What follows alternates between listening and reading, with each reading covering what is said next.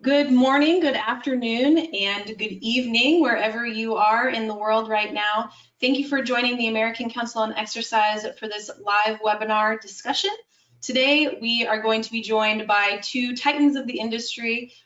In just a moment, I'll be introducing them to be talking about exercise and face coverings, a very important topic for us right now as we all try and find our way back into our roles as fitness professionals. So before we get started, just a few logistics to make sure that you have a great experience here with us on this live webinar discussion. My name is Jackie Crockford, and I will be your host for our panel discussion today with Cedric Bryant and Len Kravitz, who I'll be introducing shortly. Before we get started, on your GoToWebinar dashboard, you should see a small hand symbol. It should look like a small hand icon. Feel free to go ahead and click on that hand symbol, and that just lets me know that we are coming through to you loud and clear here today. Go ahead and click on that hand symbol for me. I see a few hands popping up. Thank you, Trisha and Tony. Wonderful. Thank you so much, everybody. That just lets us know that we are coming through to you loud and clear. Also, on your GoToWebinar dashboard, you should see a questions box. That questions box is there for you to ask any questions during today's live discussion. You can ask questions to our panelists, and you can ask any questions around ACE or any technical issues that you might be having. I will be monitoring those throughout today's discussion. So be sure to use your questions box, and we will have some time at the end of the discussion to take some live questions from you as well. Lastly, on your GoToWebinar dashboard, there is a chat feature. You should see a few messages coming through to you on that chat bar. That will be coming from me with some information and resources for you during our live discussion today. So be on the lookout in that chat function, and make sure you use the questions bar to type any questions in.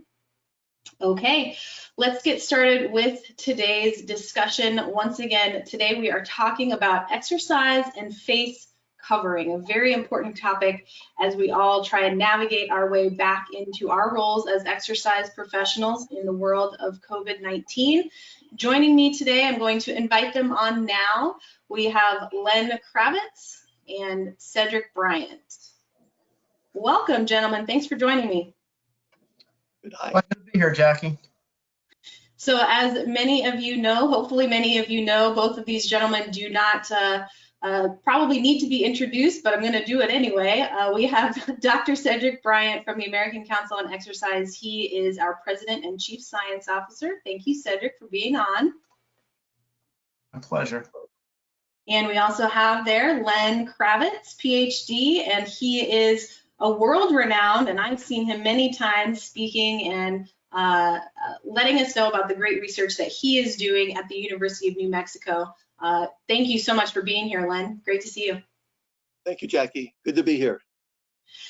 So both of you guys have done a little bit of work and a little bit of digging in on this topic of exercise and face masks. And as we know, this is a really important topic for us to be understanding for our fitness professionals and for our clients as we kind of move back into the industry, filling our roles as they've changed throughout the last few months. So we're going to get right into it. And Cedric, I'm going to start with you. Just a question to kick things off around wearing face masks while exercising. So first, is it safe? Is it safe to wear face masks while exercising? For most individuals, again, assuming you're presumably healthy, it is generally safe. The thing is that it is going to make the experience a little different in that there's going to be some increased resistance that you're going to encounter because of the face covering. So your perceived effort level will probably change a bit. But in terms of whether or not it's safe, provided that you listen to your body, if you start to experience any uncomfortable symptoms, then and you respond appropriately, it's going to be very safe. But if you're an individual who might have some underlying cardiovascular, pulmonary condition, metabolic condition, though for those individuals, it could present some possible problems. Great, thanks. And we're going to talk about those here in just a second too. Anything, Lynn, that you would want to add to that around safety of wearing face masks while exercising? Well, without a doubt, Cedric really covered the scope of the topic, but there's another issue that the professionals in our viewer audience need to be aware of. Many of our students have been inactive for almost 8 to 9 weeks, moving a little bit. So there's quite a bit of detraining going on. And then when you wear a face mask to do any kind of exercise, there is a certain degree of adaptation because of the restriction of oxygen. And so the detraining effect, as well as the restriction of a face mask, Cedric and I both are part of a pilot studies, and we found that you really have to readapt to the exercise. And professionals really need to encourage their clients and students that there is a readaptation of the human body and to progress slowly and gradually. Great. So that kind of sounds like just extending the conversations a little bit further to understand as people are coming back into the fitness centers or gyms or, private settings, maybe group settings, that we understand sort of what they have been doing or haven't been doing over the last 8 weeks. Is that right? Yes, absolutely.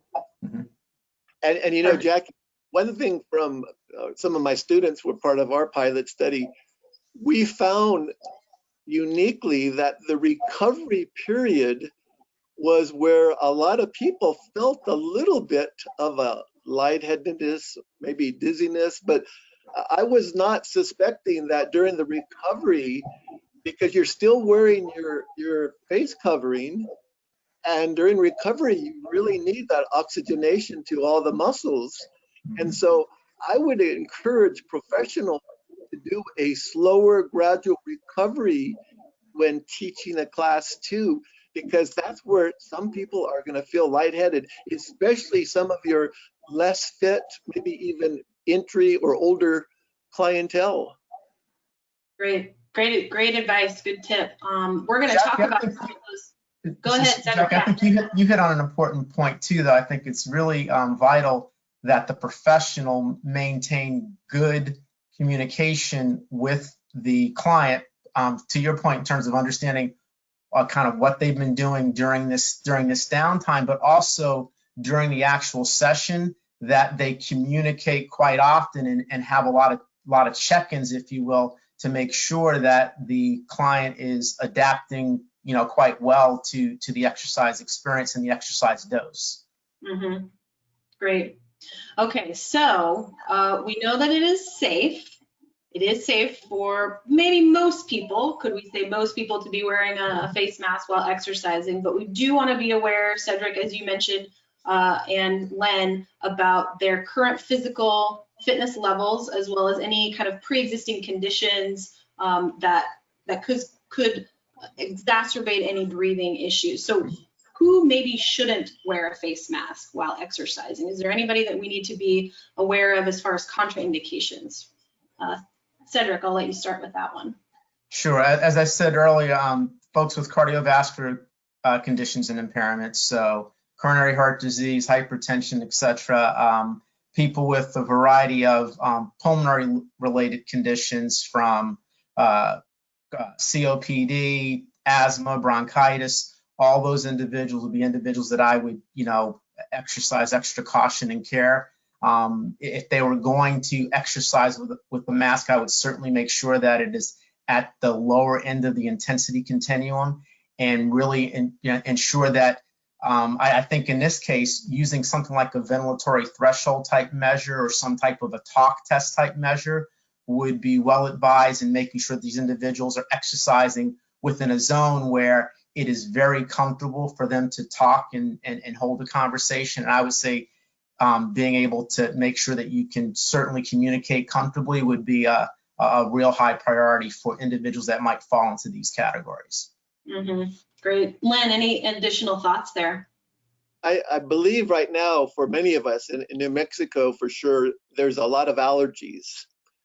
And allergies by themselves affect your breathing and your ability to do exercise at you know, a normal for whatever is normal for that person, and then you add the face mask, it's a little bit irritating.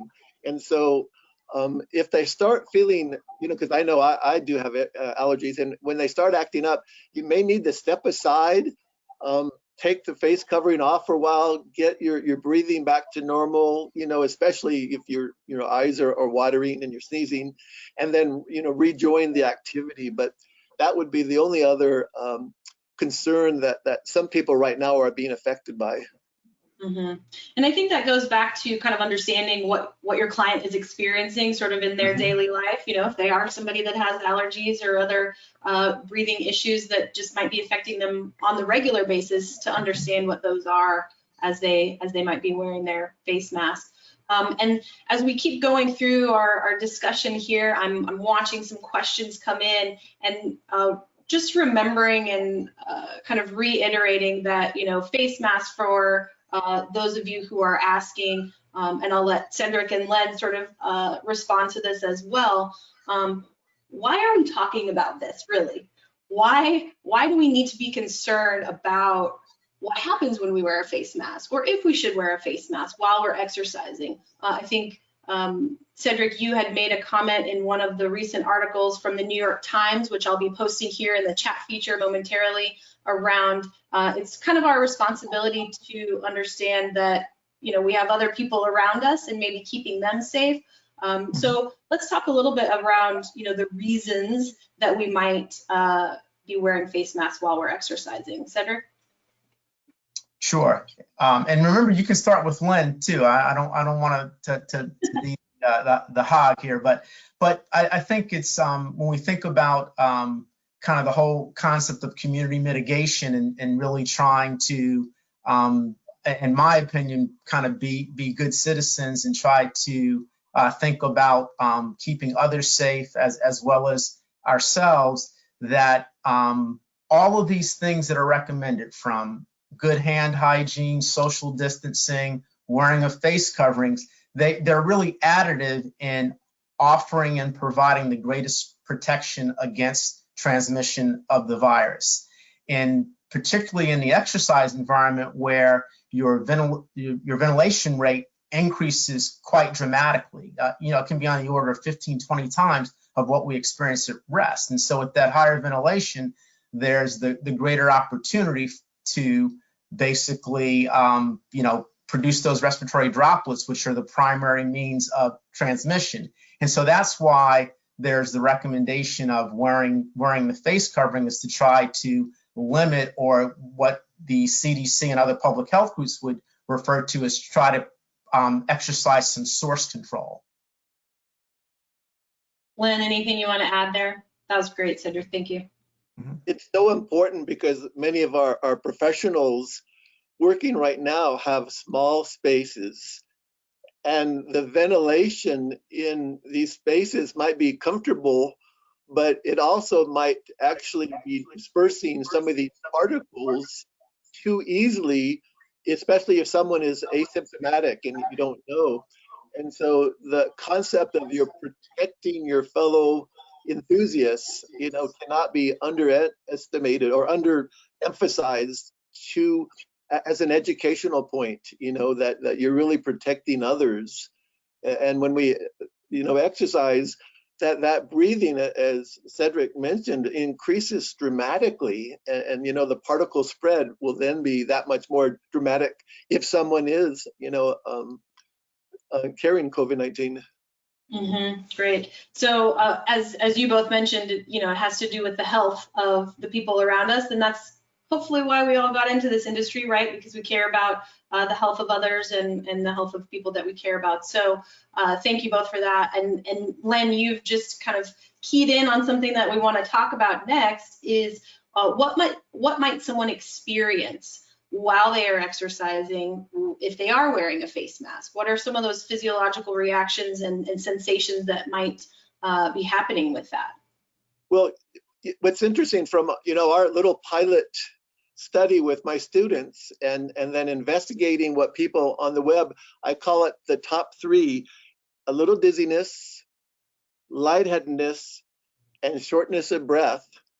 And that occurred during the exercise bout. And in our study, we did a low pilot study, low, moderate, and high intensity. So it occurred more at the high intensity for sure. But what surprised me was that those feelings persisted in recovery. And those are the top three: dizziness, lightheadedness, and shortness of breath. Great. And can I assume that the mask was still then being worn during the recovery? Yeah, and from my little involvement in this, I think it's good if someone feels it, go ahead and find a socially distant place for them and take off the mask, because they need oxygen at that time if they're feeling it. And you start feeling a little awkward. And Jackie, in our pilot study, we had very fit people. So these were very fit people. You know, it was remarkable, you know, wearing a mask, you know. And in our pilot, we wanted to just see the effect of medical surgical masks. And I don't think they're the best for exercise, without a doubt. Then we'll talk more about face coverings, but I do not feel they are the best for exercise exertion. Right. Cedric, anything that you want to piggyback on there? Yeah, I would say I would concur with Lynn, because I use myself as a little pilot study guinea pig. And what I noticed is very similar. At the higher intensities is where I experienced where it was most unpleasant. But the other thing that I noticed is that there was a correlation between my level of discomfort and a corresponding increase in my heart rate at a given exertion level, and it was on the order of about 8 to 10 beats higher for me.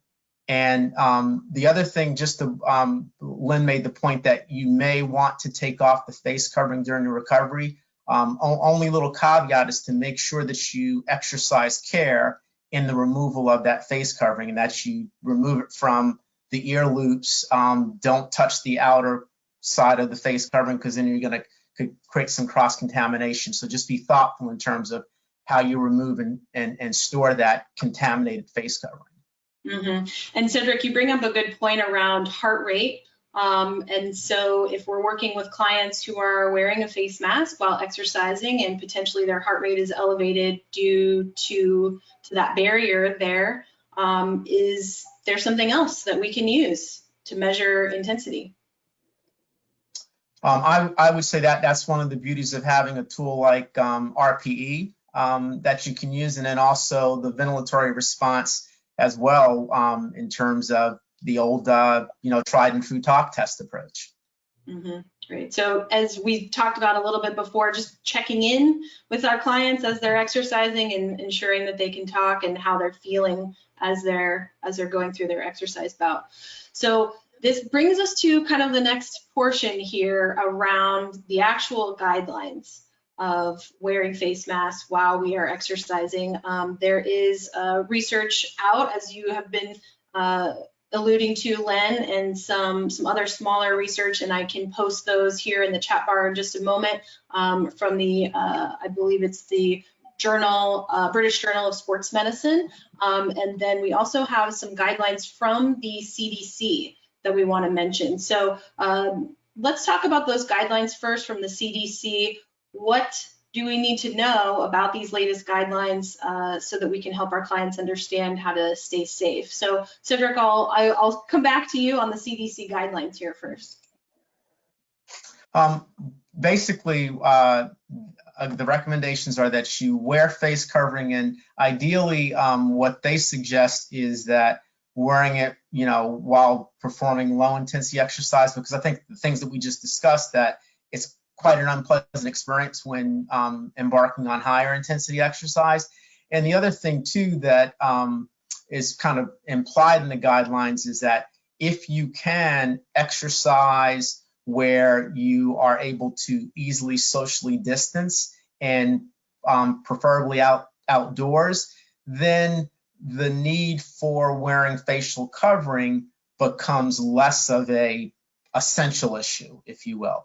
But for the indoor exercise environment, like if we're returning back to our gyms and so forth, wearing face covering should be viewed as something that's an essential part of kind of being in that exercise experience, and just making the appropriate adjustments to your intensity due to the impact of wearing the face covering. Mm-hmm. Great. Lynn, any thoughts on that? Yeah, it's very interesting right now for our industry, Jackie, because I think the high performance gear manufacturers are starting to take a real leadership role with safety and exercise, and I applaud them right now. As many of our viewers know, there's some very, very insightful cloth masks that are being made multi-layer, and you can go just searching on your best or favorite search engine to see these, and they're all discussing the same characteristics, some type of a moisture wicking inner material which absorbs the moisture from the mouth, some type of transition layer, and then some type of at least a third, some of them a fourth, but a third outside water repellent type of mask. And we're seeing antimicrobial type of materials being used, which is exactly what we want. We're seeing right now with some of these manufacturers, they're developing a nose bridge, because that's a very uncomfortable place and where particles can escape. So they're developing that.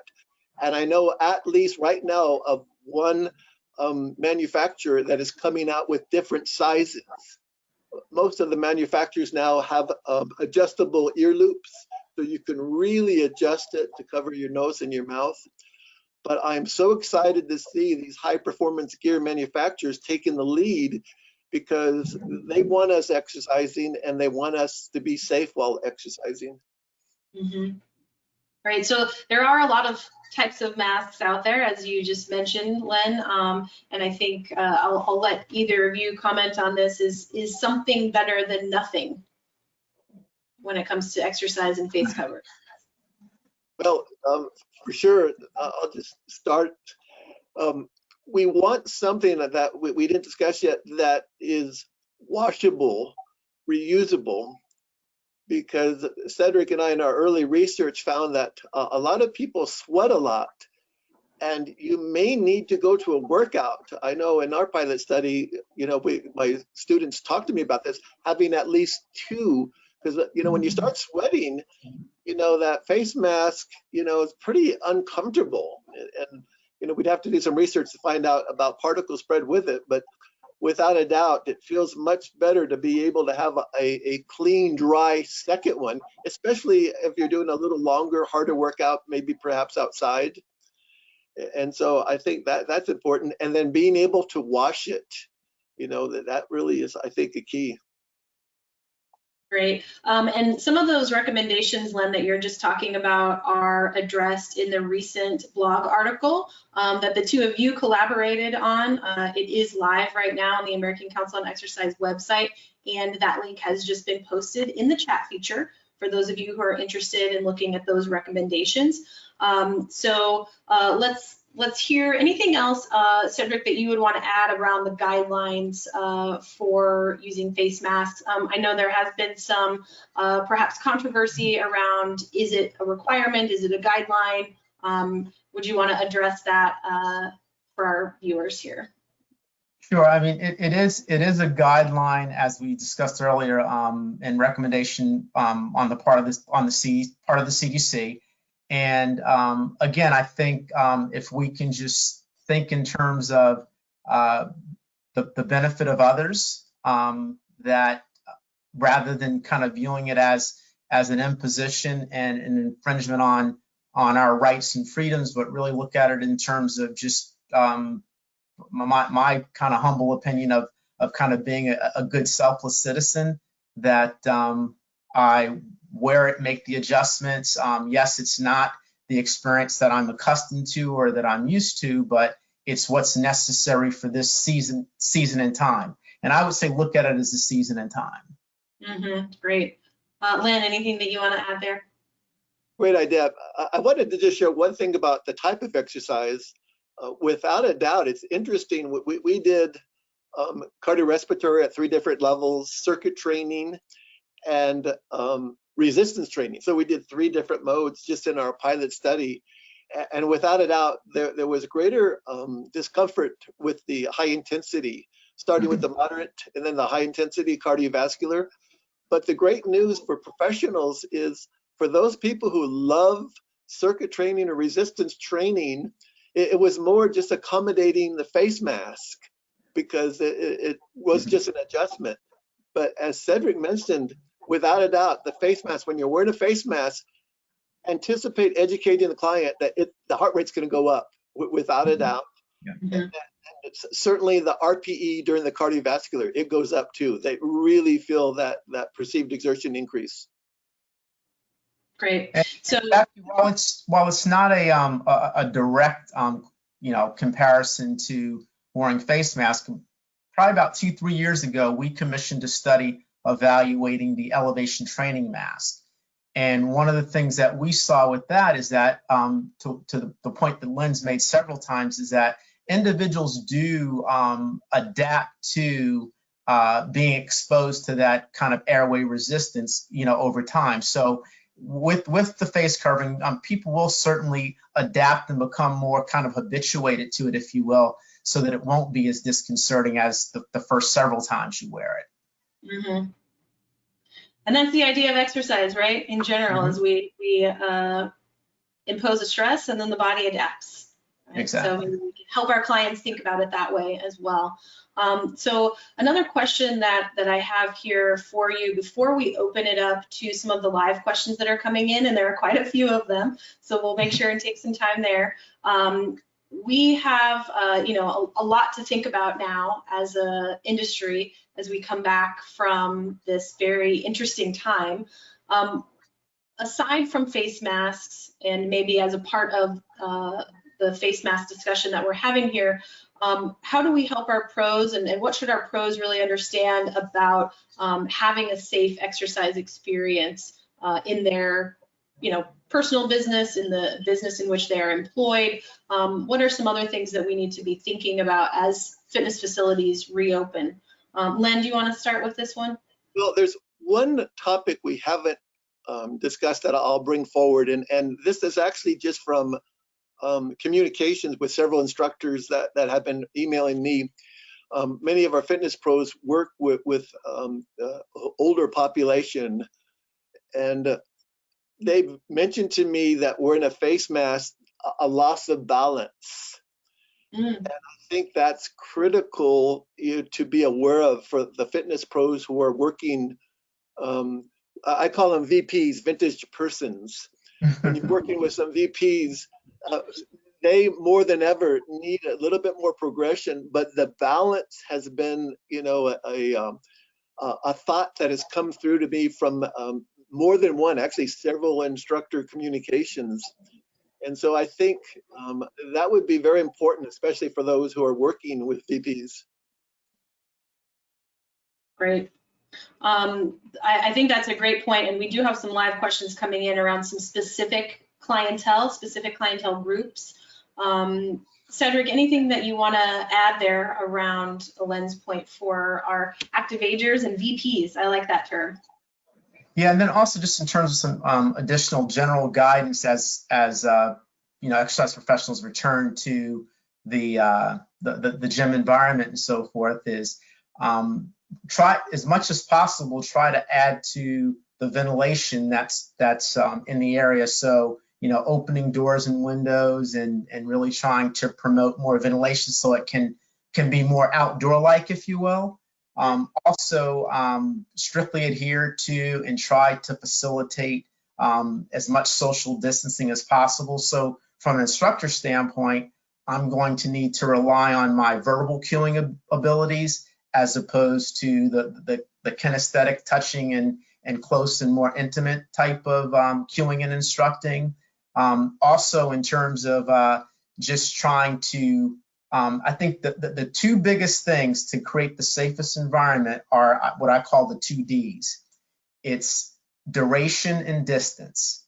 So trying to make sure that the density within the facility is limited. So, have scheduling and appointments and so forth, so you avoid overcrowding, so you can allow for good, easy social distancing. And then also put some type of parameters or boundaries around the duration that an individual is in the facility, because it's how close you are and how long you're in the presence of the potential virus is going to increase your risk of basically having transmission occur. So if you can control for distance and control for duration, you can help to lower the risk.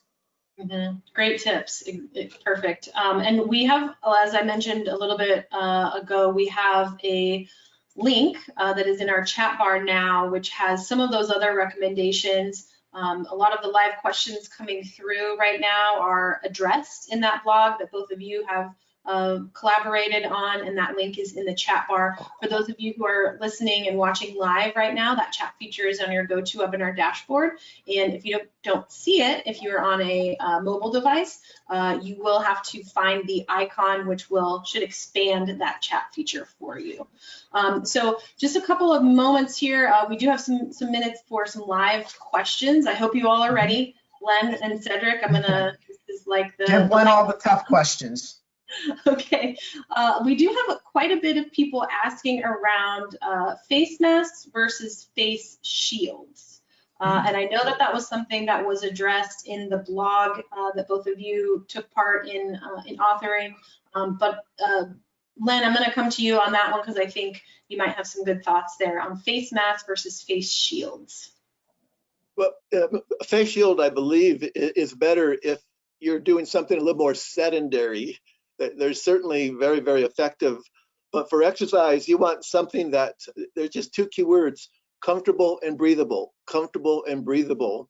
And I think if you were doing, a light Pilates class, a wonderful stretch and relaxation, the face shield would suffice. But as you start doing more vigorous, either cardiorespiratory or even resistance training, the face shield, because we do research all the time with face masks, and people have to learn how to avoid the face mask in doing exercises. So that would be my first step. And let me add just one other thing, Jackie, because we talked yesterday. I got a lot of emails yesterday. Something is on the web right now that some people are not wanting in fitness facilities to wear a mask because they say there's going to be too much CO2 in their mouth, and it's going to go, back into their body and be toxic. It's called CO2 toxicity. And so yesterday I researched it as much as I could. And as Cedric knows, CO2 is a very, very small particle and a very, very small percentage in, our environment. So if someone says, I don't want to exercise wear a mask because I'm going to get toxic CO2, very, very unlikely. From everything I could see yesterday in the research, very unlikely. The only restriction really is just oxygen getting to the working muscle. And when you have that happen, then you're not able to produce enough ATP. But it's kind of on the web right now, the CO2 toxic effect. I don't believe it.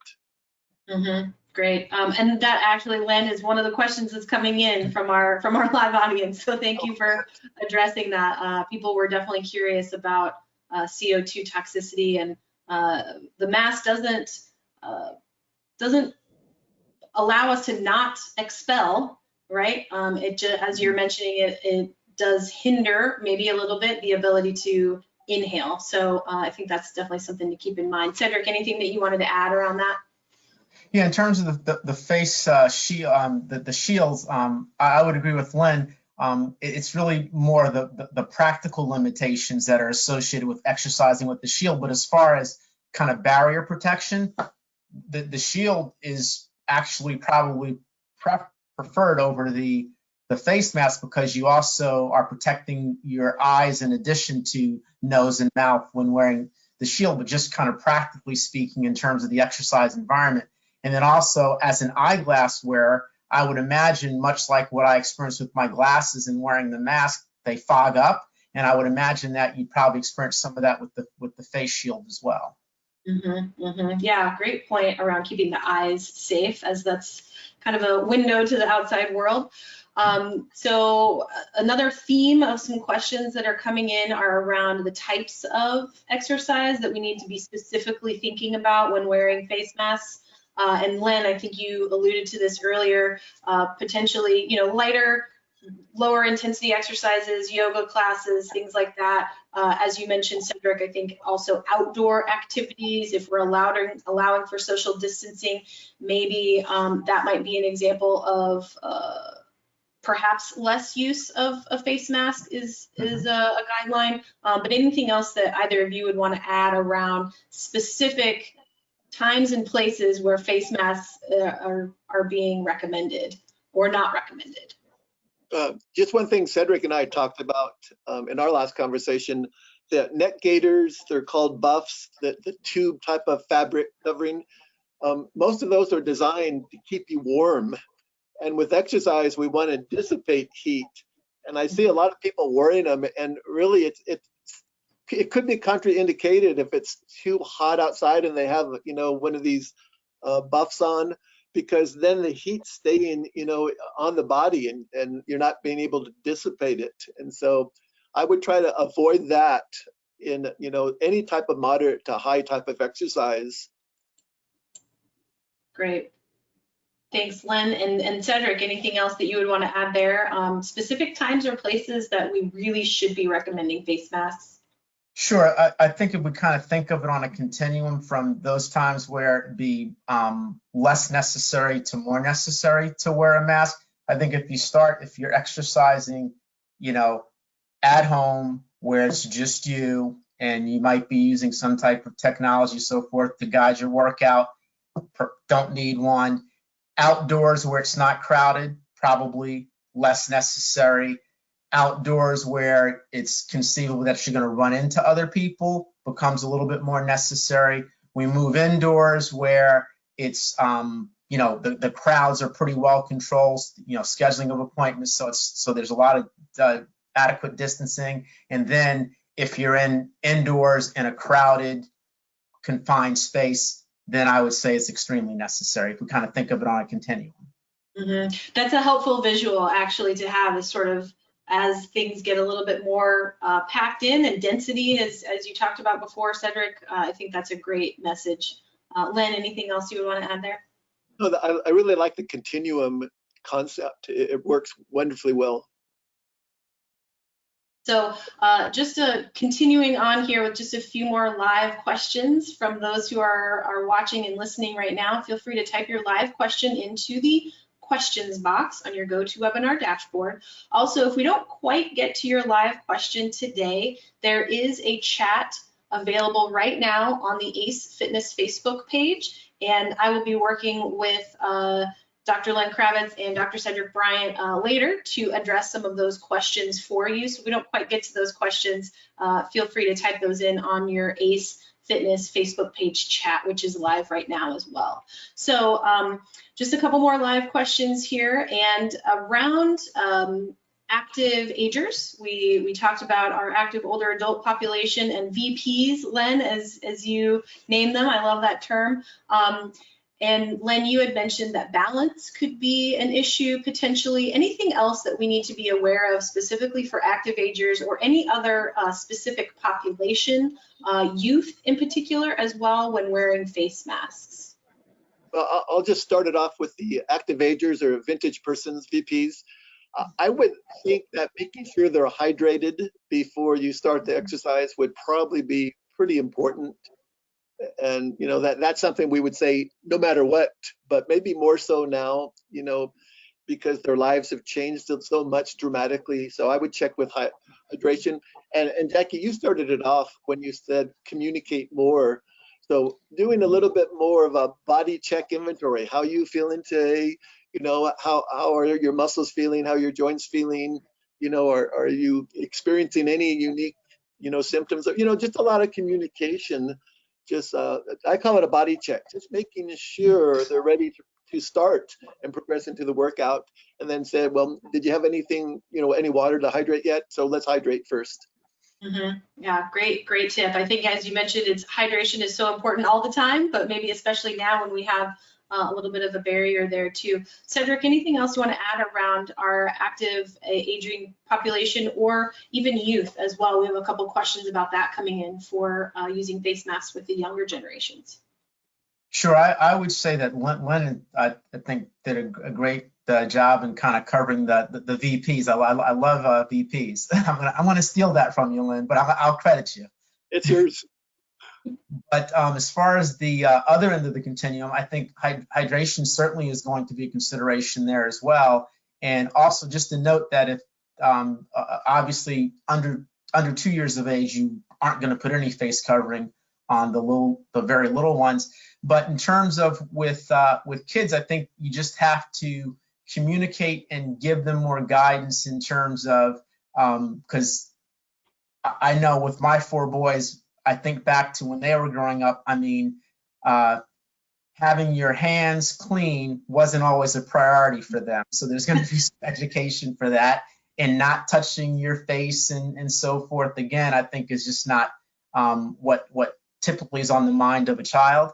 And I think also just the idea of being cognizant of the fact that you're going to have to really bone up on your, I'll call it, verbal cueing and instruction skills, particularly if they're doing, say, some resistance type exercise, because you want to make sure that they're performing the movements properly, but you're not going to be able to instruct like you could pre-COVID. So you're going to really have to, give some thoughtful attention and preparation to how am I going to cue proper technique and form. Yeah, great point. And this will help us sort of upskill ourselves as fitness professionals to use additional cueing techniques to help our clients. Just one last live question here. I think we probably don't want to get in the business of recommending a specific brand of face covering. However, I think, Len, you had mentioned a little bit earlier around some of the things that we might want to look for when we're looking for a type of face covering that is helpful during exercise. Can you recap those again for us? Absolutely, for sure. Multi-layer is always going to be best. Some of them have 3 layers, some of them have 4, some of them have 2, and you could put in a layer so you can insert it. So the moisture wicking, and remember that means it draws moisture from the mouth on the inside. The 2 key words are breathable and comfortable, without a doubt. I would say one word that we didn't add is I want something that's durable, because I've been exercising. You're pretty vigorous, so durable, washable, and it could be either machine wash or hand wash. Without a doubt, look for the antimicrobial type of fiber that they're using. And as you know, a nose bridge can be real uncomfortable if it wasn't made well. So you almost need to get it and try it and see how it fits. And there are several brands to try. I'm finding that, just like shoes, you're going to find a face mask that works a little bit better. Fortunately, they're not that expensive, so that you can do a little shopping around and go to your high performance fitness gear. These are the companies that are coming out with some really good product. Thanks, Len, very much. I think that's a great sort of recap. We want it to be breathable, we want it to be comfortable, we want it to be durable, washable, and have the multi-layer microbial fabric. So thank you for that. And then Cedric, anything else that you would want to add there before we wrap up? Now, actually, what I would like to do is ask Len if he could briefly describe the study that we have planned once he and his students can get back into the lab, because I think it'll address some of these questions in terms of looking at the different types of face covering and their impact on the physiological response, so we can give some real evidence-based guidance. Well, we want to just expand for sure a study that involves cardiorespiratory, resistance exercise, and then the combination of circuit training at all different intensities. And in the pilot study, we did it with just highly fit individuals. And I think for the study that we do, we need multi-level fitness so that we can see, how it affects different levels of fitness. And then the second part of the study has to be, we have several different face mask coverings that we can choose. And Cedric and I will probably establish some very, very clear criteria, something that perhaps I already presented. And that way we can see, a real physiological response with heart rate and a subjective response with rating a perceived exertion, and be able to give even more guidance to our fitness pros. And as Cedric said, this is seasonal, but it's going to be seasonal for a while. So it's important Yes. to this study. Very, very important. Great. We definitely look forward to that. I think having science-backed information, obviously, as we know at ACE, is very important to us. So thanks, Len, for tackling that topic. Before we close here, just a reminder to everyone around the live Facebook chat that is going on. If your live question wasn't quite answered, you can hop over to our ACE Fitness Facebook page and pop your question in there on the chat around this article that was produced and co-written rather by Len and Cedric, and you can read that article for more tips and information that have been shared here today. Cedric, I'm gonna just end with you because I think you do such a great job of sort of pulling a lot of things together and a lot of the message that we want to send to our professionals around keeping our clients and our industry healthy as we kind of continue to move forward here. What are some maybe a takeaway message that you'd want to share around exercise and face masks? Well, I would say, as we said throughout, that I think it's just being a responsible kind of teammate, because I think our industry, I think we understand the concept of team and supporting each other. And so I think if you can have that perspective and also think about the important role that you play in helping to improve the quality of life that individuals are going to experience in these tough times, because not only are we talking about improving their physiological health and well-being, but more importantly, I think the emotional health and well-being that one can derive by having a good, safe, effective, and positive exercise workout and experience. So just really continue to be the passionate, resilient, and just caring people that you are. Mm-hmm. Wonderful. Thanks, Cedric, very much for that. And thank you, Len, for joining us today all the way from New Mexico. I appreciate you being on. Fabulous to be with you both, with everyone. Yes, thanks, Len, and looking forward to the fun work we have together ahead. Absolutely. Thank you everyone for joining us today on this live webinar discussion with the American Council on Exercise. Feel free once again to pop over to the ACE Fitness Facebook page and you can continue the conversation there. I will be working with Len and Cedric to answer a few of those questions over the next day or so here. So if we didn't quite get to your question today, feel free to pop over there as well. Feel free to read the blog that was just co-authored by Len and Cedric on these recommendations and what we need to know around wearing face masks during exercise. Thank you all for joining us. We'll see you next time. Thanks, Jackie.